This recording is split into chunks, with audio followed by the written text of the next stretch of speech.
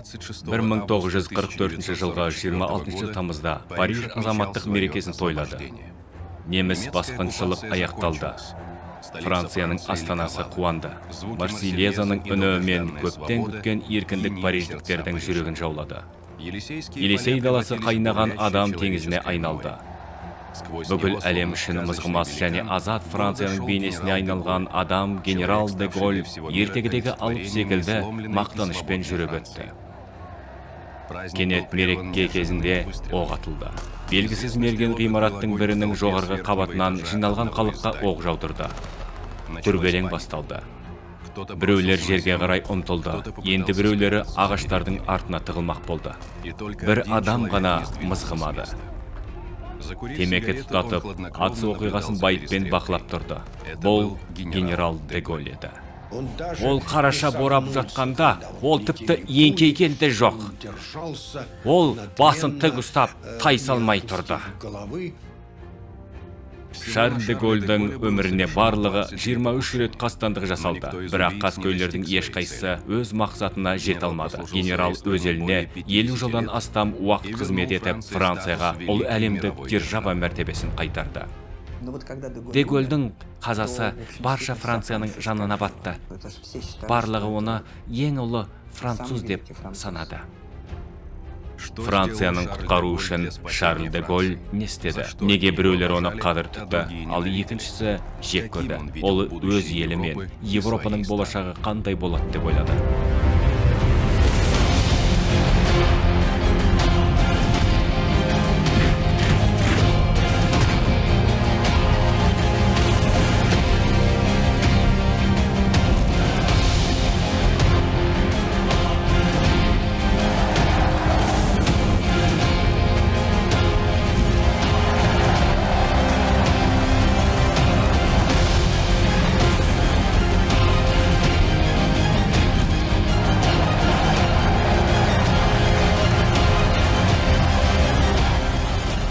Халықтар көсемі.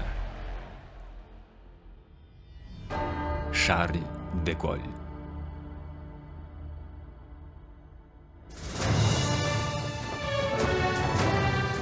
Бір 1966 жылғы 20 маусымда Внуково әуежайына француз президентінің борты қонды. Осы ұшақпен Франция президенті генерал Шарль де Голль, оның әйелі Ивонна және ұлы Филипп кеңес астанасына келді. Қонақтардың құрметіне 3 әскери бөлімінен құрмет қарауылы жасақталды. Оркестр КСРО мен Францияның мемлекеттік киімдерін орындады. Ұлттық артиллериялық отшашулар естілді. Генерал де Голльдің кеңес одағына тарихи сапары осылай басталды. Қырғи қабақ соғыс басталғалы бері бірінші рет НАТО құрамына кіретін ірі батыс мемлекетінің басшысы КСРОға келді. Әйгілі француз генералын қарсы алу үшін мыңдаған мәскеулік көшеге ағылды. Ол Мәскеуге кіріп келе жатқанда, мен оны көрдім. Шыны керек, бұл қысқа ғана сәт болды. Бұл мейірімді қария еді. Ол бізді осындай мейірімді орыстарды көріп қуанды. Әрине ол нағыз әртіс еді. Абыройын жоғалтпай, жағдайға қарай өзгеріп білетін адам болды. КСРО астанасына келгеннен кейін келесі күні де Голль Мәскеу қалалық кеңес ғимаратының балконынан мәскеуліктерге сөз сөйледі. Сөзін мына сөздермен аяқтады. Мәскеу жасасын! Ресей жасасын! Ресей мен Францияның достығы жасасын бірге!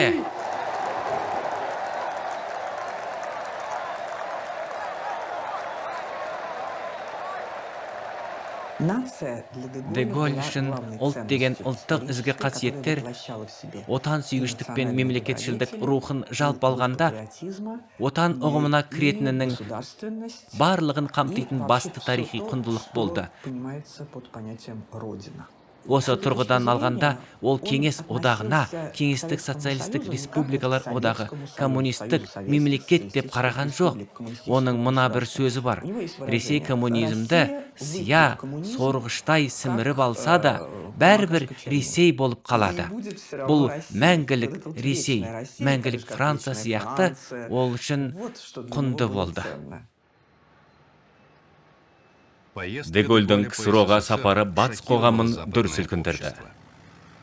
Кеңес халқының Франция президентін қалай жылы қарсы алғаны ешқашан коммунизм идеяларын қолдамаған Европа мен Америка саясаткерлерін абыржытып тастады.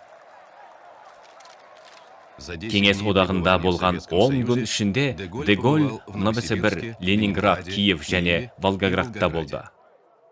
Ол Кеңес өкіметі Байқоңыр ғарыш айлағына баруға рұқсат берген жалғыз батыс көшбасшысы еді. Леонид Брежневпен бірге генерал кеңесті ғылыми спутниктің орбитаға шығаруға қатысты. Мәскеуде Де Голль үлкен театрға барып, әскери жаттығуларға қатысып, Сталиннің бейтін зиярат етті. Сапарының соңында генерал радио арқылы жақсы орыс тілінде алғыс сөздерін айтып, кеңес азаматтарының жүрегін жаулап алды. Мені естіп, көріп тұрған барлық орыс әйелдер мен еркектерге мені ерекше ықыласпен күтіп алған халық пен оның басшысына алғыс айтамын. Әр қайсыңыздың өмірлеріңізге, жақындарыңыз бен мемлекеттеріңіздің өміріне жақсылық тілеймін. Барлықтарыңызға жаңа Францияның, жаңа Ресейдің досы екенін айтамын. Кеңес одағы жасасын.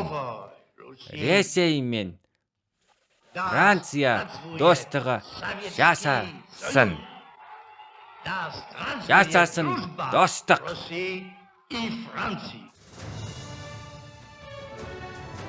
Келіссөздер нәтижесінде Де Голль мен Брежнев тарихта бәсеңдеу декларация ретінде қалған келісімге келді. Бұл құжатта алғаш рет саяси және экономикалық жүйесі әртүрлі елдердің қатар бейбіт өмір сүруінің негізгі принциптері жарияланды. 1966 жылға 1 шілдеде Де Голль КСРО-дан оралған күні Франция НАТО-дан шыққанын жариялады. Де Голль өз ойынын жүргізді. Ол дегенмен Францияны ұлы державаға айналдырғысы келді. Қуанатын еді. Әрине, оның әулеті Америка құрама штаттары және Кеңес одағымен теңесу үшін жеткіліксіз болды. Ол Франция және Батыс Европа лидері болады деп ойлады. Сол себепті ол үшін Батыс Европалықтар атынан осы екі ірі держава диалогына қосылу ол үшін маңызды болды. Екінші дүниежүзілік соғыс жылдары генерал Шарль де Голль Францияның ұлттық қаһарманына айналды. Көптеген отандастары оны Жанна д'Арк және Наполеонмен бір қатарға қойды. Генерал де Голль 20 ғасырдағы ең танымал адам және танымал француз саясаткері болды. Париждегі алаңдардың біріне Францияның басты әуежайына және атомдық ұшақ тасығышқа оның есімі берілді.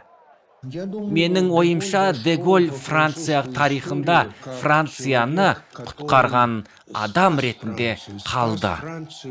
Францияны сол кездегі кіші державаға айналуға мәжбүр болған жағдайдан құтқарды. Бір жағынан ол өз менмендігімен қатты ренжітетін адам. Екіншісі, жағынан ол сөзінде тұратын намысты адам. Ол өзіне министр болып сайланған адамды шақыратын. Әлгі адам мүлдем жасай алмаймын, мұны білмеймін, қаламаймын деген сияқты айтатын. Сонда ол, мұны мен сұрап тұрған жоқпын, сізді Франция шақырады деп айтатын. Де Голльдің бар болмысы осы. Оның осындай салтанатты мәнерлері бар еді. Оқып жүрген кезде-ақ оның лақап аты үндік болды. Расымен де ол басын кербездене көтеріп жүретін. Ол асқақ адам болды. Бірақ өзімшілдік танытқан емес, тек мақсатқа жету жолында ғана тәкаппар болатын. Ол өзінің генерал болатынын, Францияны құтқаратынын өте жақсы білді. Мұны әрдайым ол сезетін. Шарль де Голль 1890 жылғы 22 қарашада өмірге келді.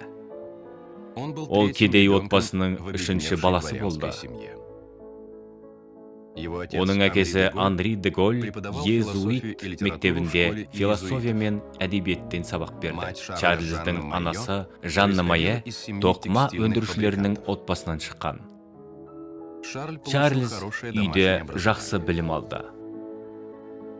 Әкесі баласының бойына тарих пен кітап оқуға деген сүйіспеншілікті сіңірген. Ол француз ақсүйектерінің ар намыс дәстүрін және өз отанына қызмет ету деген дәстүрін, патриоттық дәстүрлерін өзіне мұра етіп алған отбасынан шыққан. Де Голльдің өз айтарлықтай қабілеттерімен ерекшеленеді. Сонымен бірге еркіндік жаны сүйді. Оған сөзіңді өткізу қиын еді.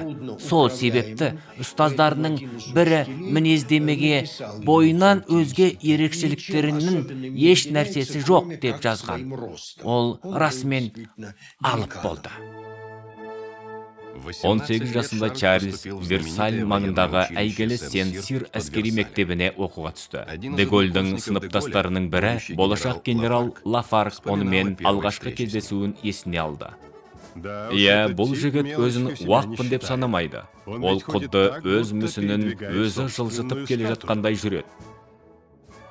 Техникумды бітірген соң, Шарль офицерлік шен алып, белсенді армия қатарына қызметке кірісті.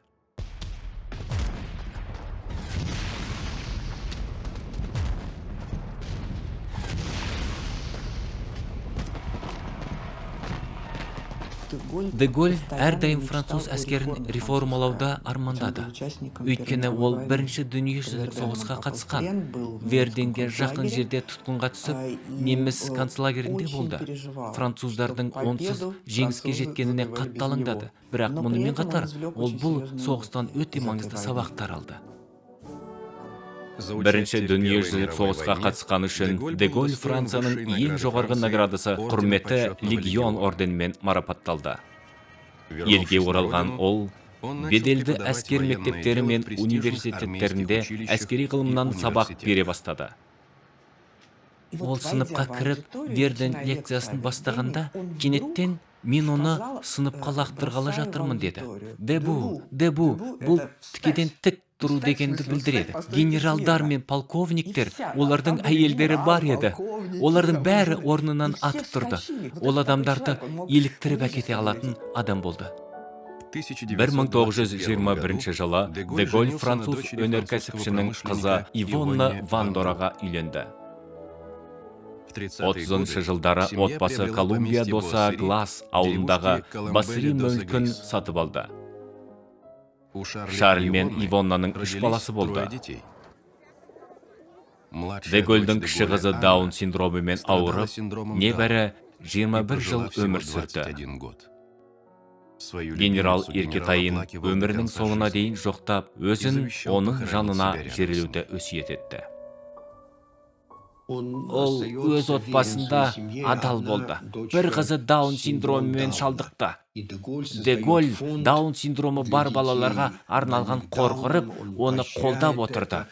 Жеке қаражатын салды.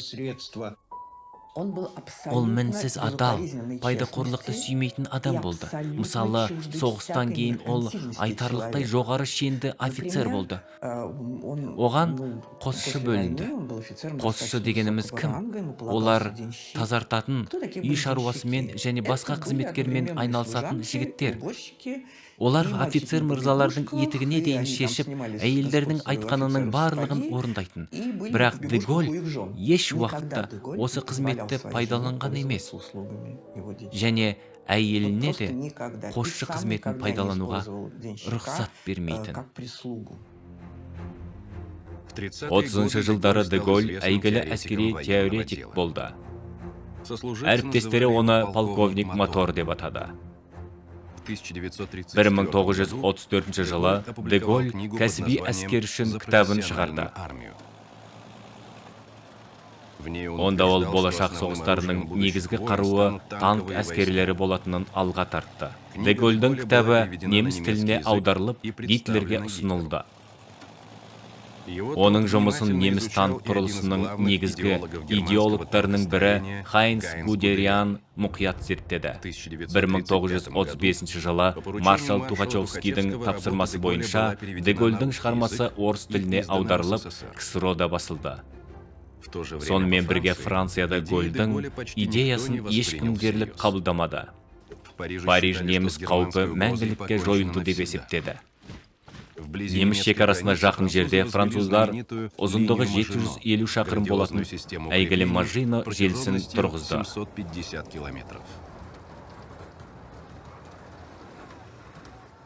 Мажино желісі басынан бастап орынсыз болды. Өйткені ол Ла-Маншқа дейінгі аумақты түгел қамтыған жоқ. Себебі ол жерде Бельгия территориясы болды. Ал Бельгия бейтарап ел, қару қоймалармен, бірінші кезекте дота және зеңбіректермен тамаша жолдармен нығайтылған бұл Мажино желісін дүниежүзілік соғыстағы той секілді біз бірінші дүниежүзілік соғыста француз қорғанысын айналып өткен жерден тамаша айналып өттік.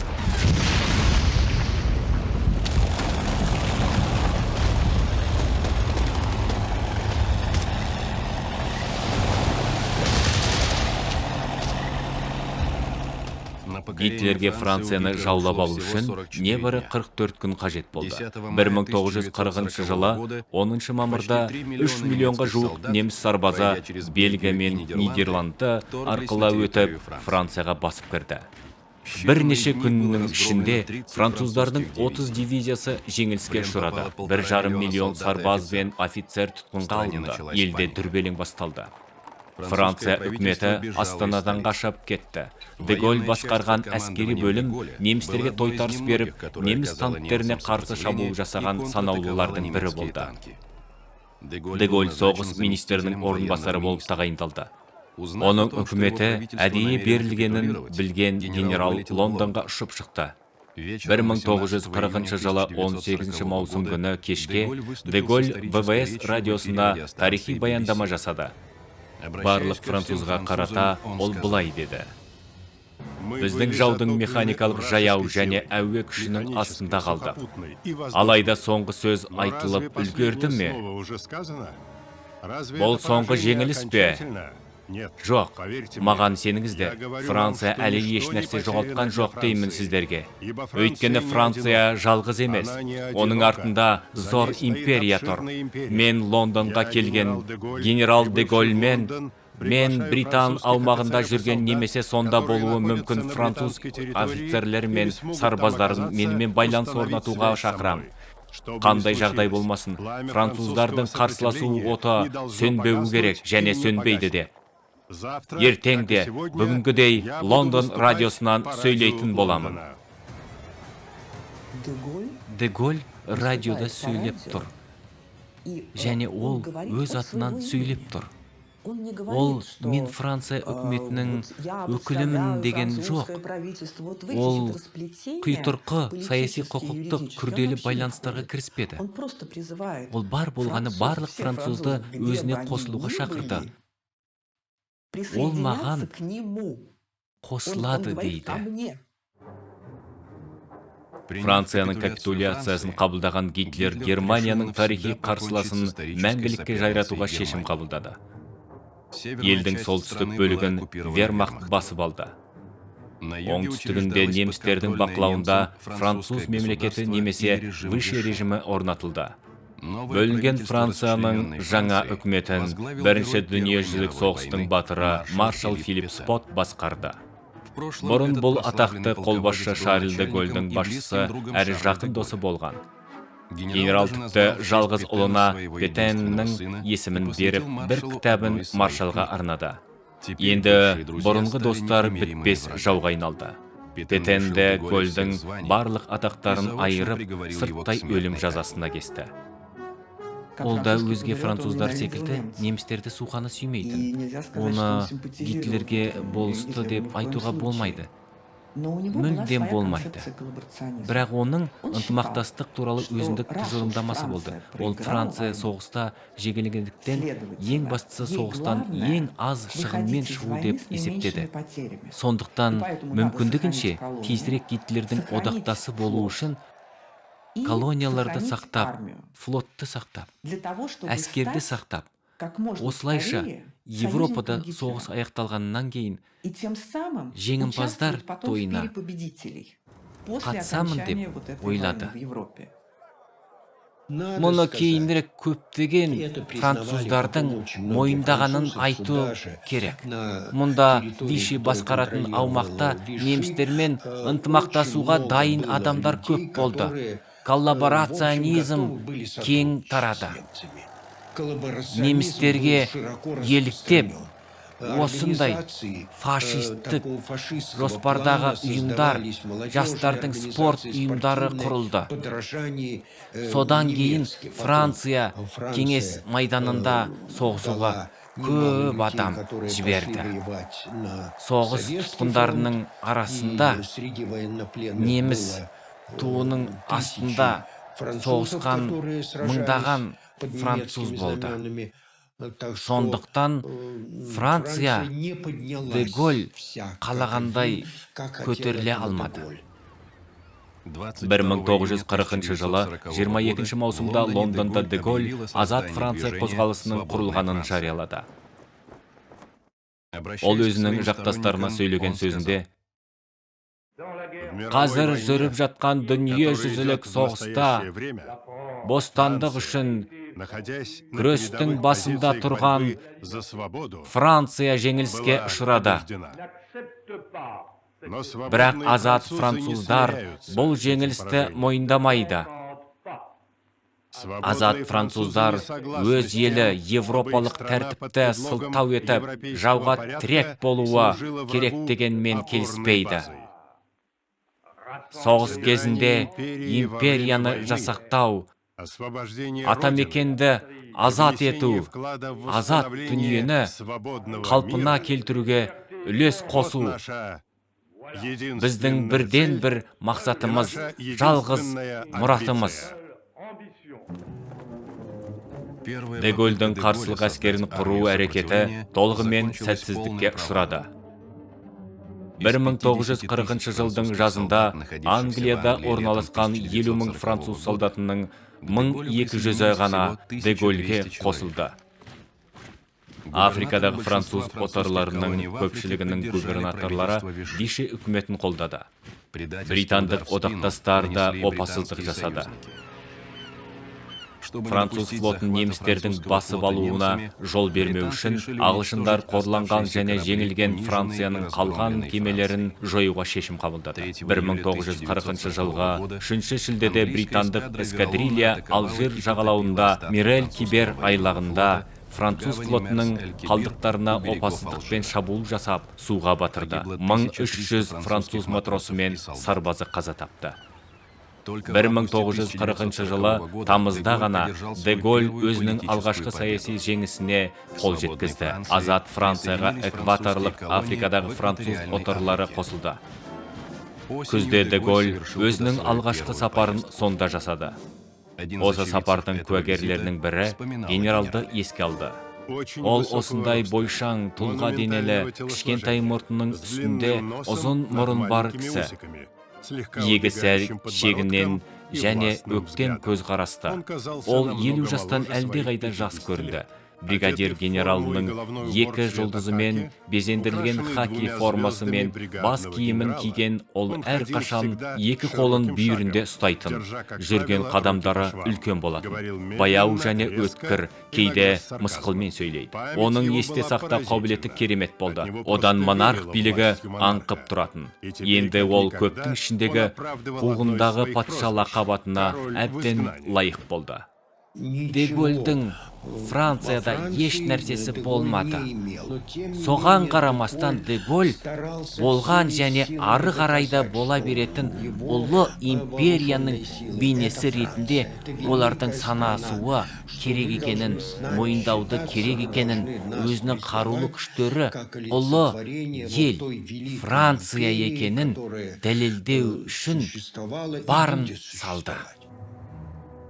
Соғыс кезінде Де Голльдің штабы Франциядағы қарсылық күштерімен тұрақты байланыс орнатты. Генерал немістерге қарсы астыртын күресті басқарған және оған мыңдаған адамды тартқан 868 агентті оқытып отанға жіберді.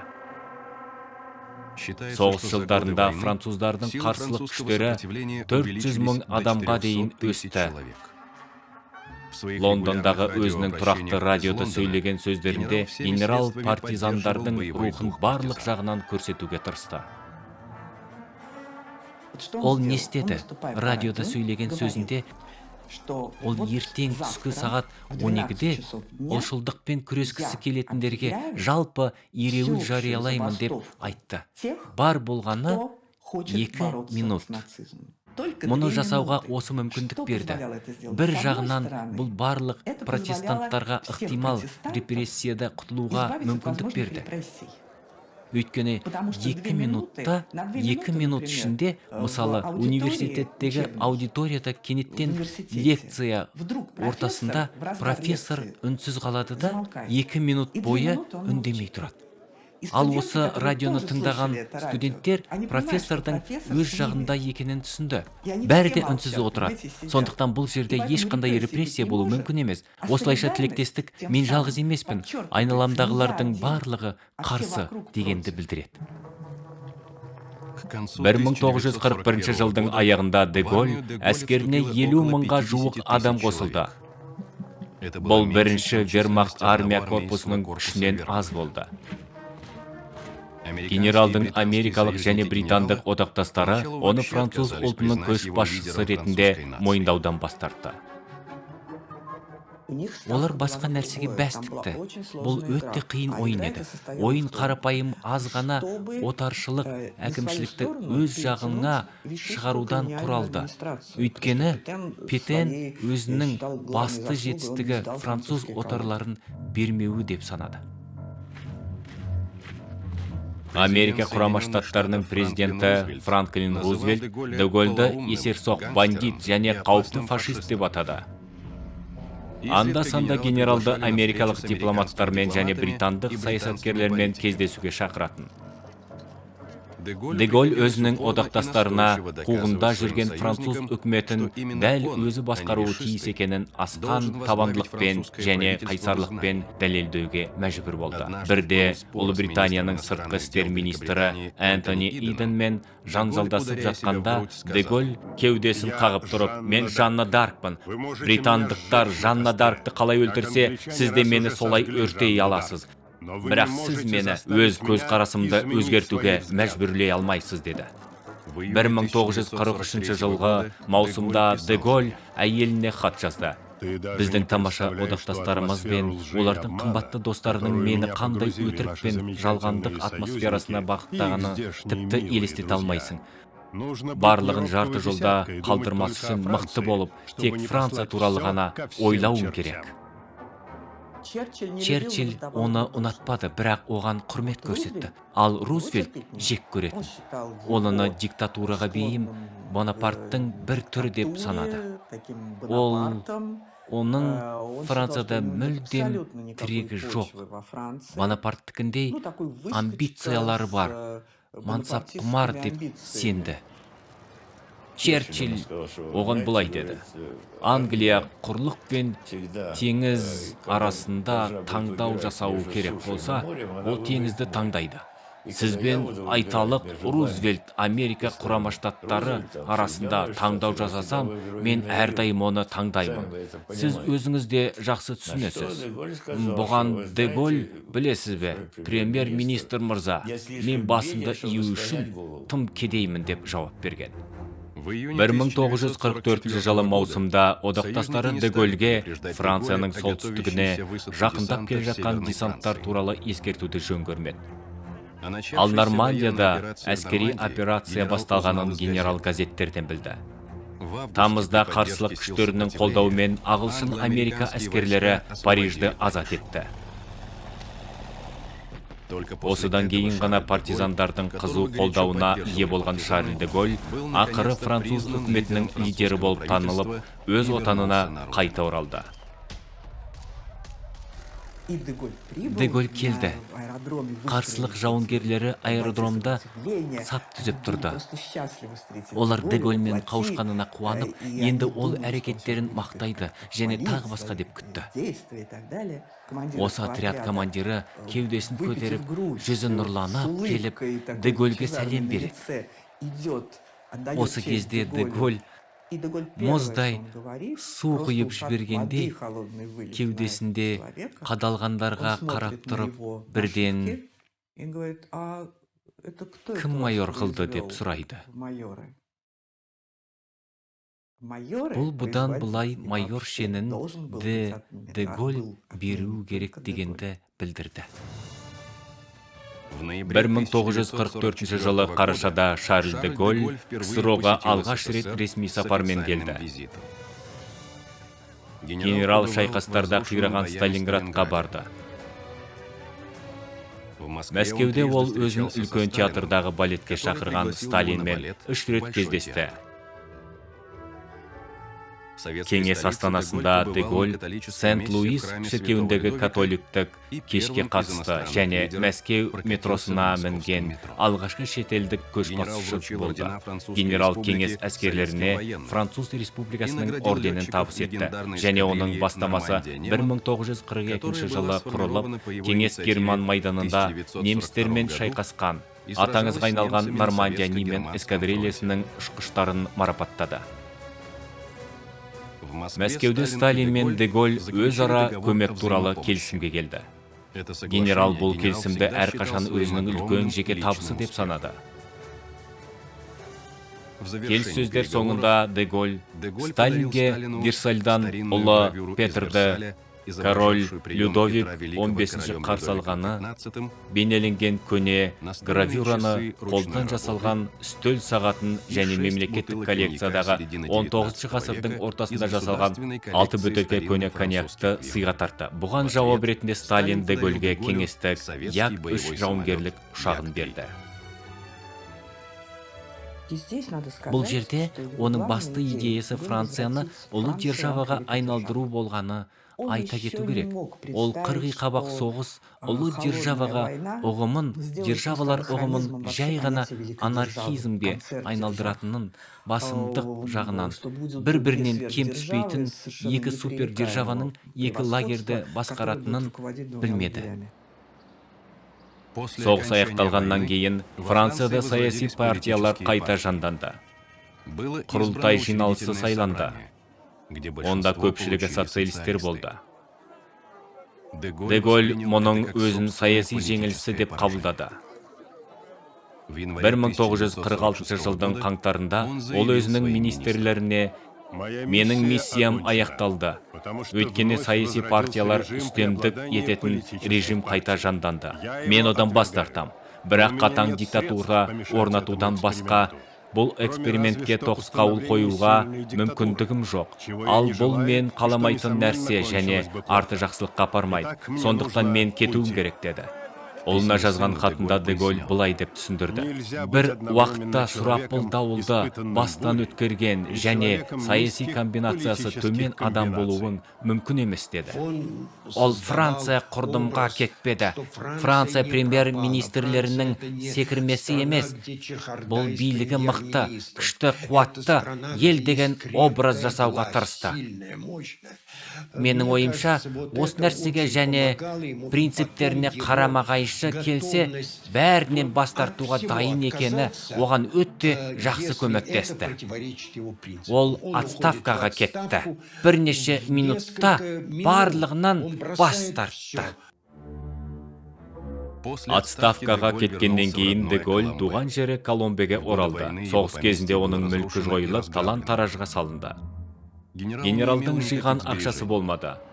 Жаңа француз үкіметі де Гольге полковник зейнетақысын ұсынды. Өйткені 1940 жылы маусымда алған бригадир генерал ресми түрде бекітіп үлгермеген еді. Де Голь мұндай зейнетақы алуды намыссыздық деп санады. Қаражаты жоқ Францияның бұрынғы көшбасшысының отбасы өте қарапайым өмір сүрді. Несие алып отбасылық заттарды сатуға мәжбүр болды. Дегенмен де Гольдің сағы сынған жоқ. Ол өз елінің қайта жаңғыратынына сенді. Генерал, менің қиялымда Франция ертегі, фрескалардағы ертегі, ханшайым немесе Мадонна сияқты ел болып көрінеді. Ерекше тағдыр күтіп тұр. Менің ойымша, ұлылығы жоқ Франция болудан қалады, деді. Оның өмір мен шығармашылығының мақсаты француздардың әлеуметтік, идеологиялық, діни және басқа да мүдделері қандай болса да олар үшін ортақ белгіні табу болды. Ол үшін бұл ортақ белгі әрдайым айқын еді. Яғни бұл ұлттың бостандығы, тәуелсіздігі, қауіпсіздігі. Бұл ол үшін мемлекеттің саяси режимі мен идеологиясынан әлдеқайда биік санат болды. 1958 жылы генерал де Голь Францияның президенті болып сайланды. Оның тұсында президенттік билікті нығайтқан жаңа конституция қабылданды. Де Голь армансыз халық ағаштан жасалған снаряд сияқты дейтін.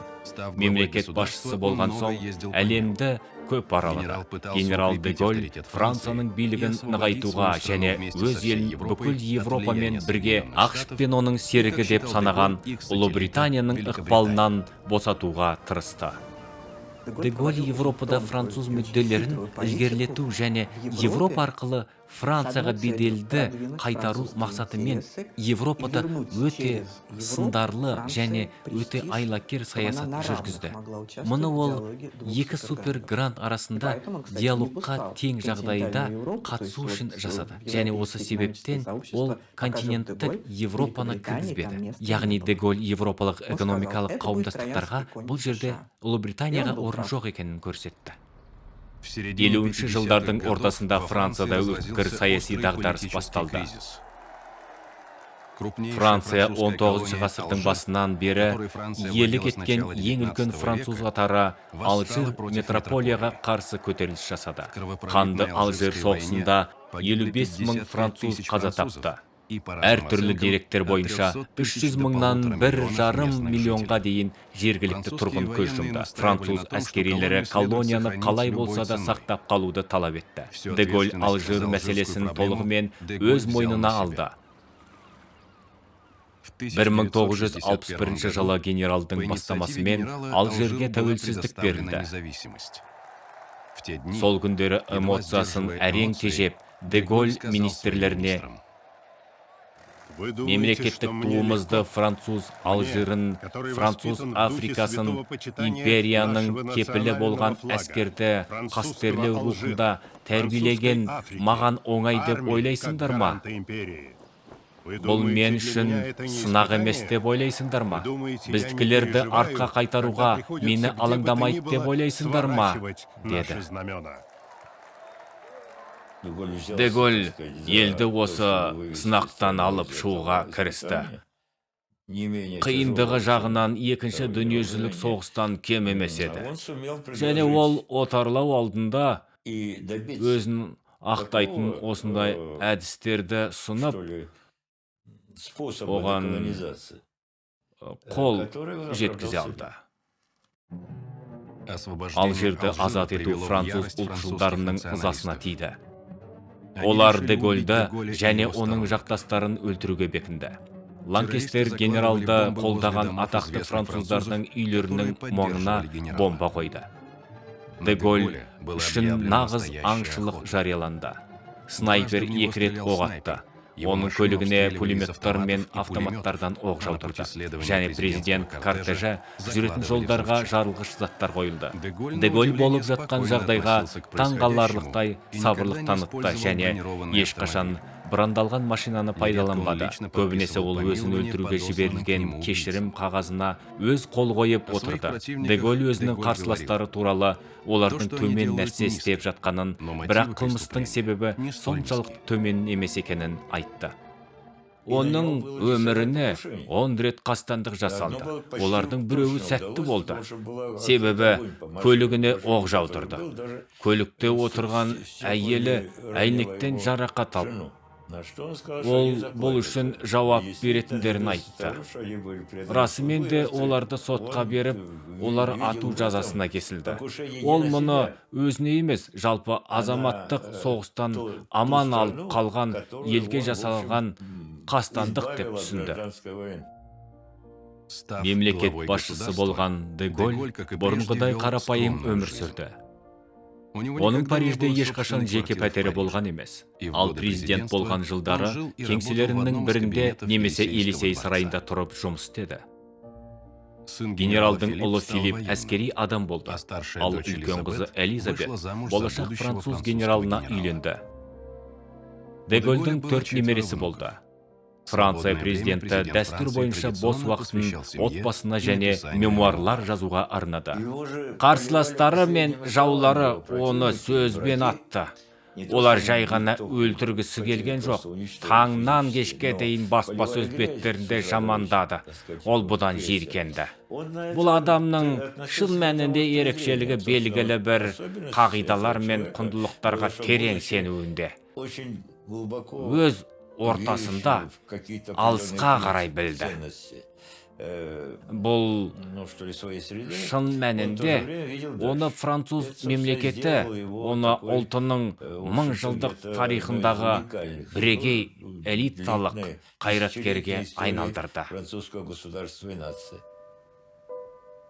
1968 жылы Шарль де Голь отставкаға кетті.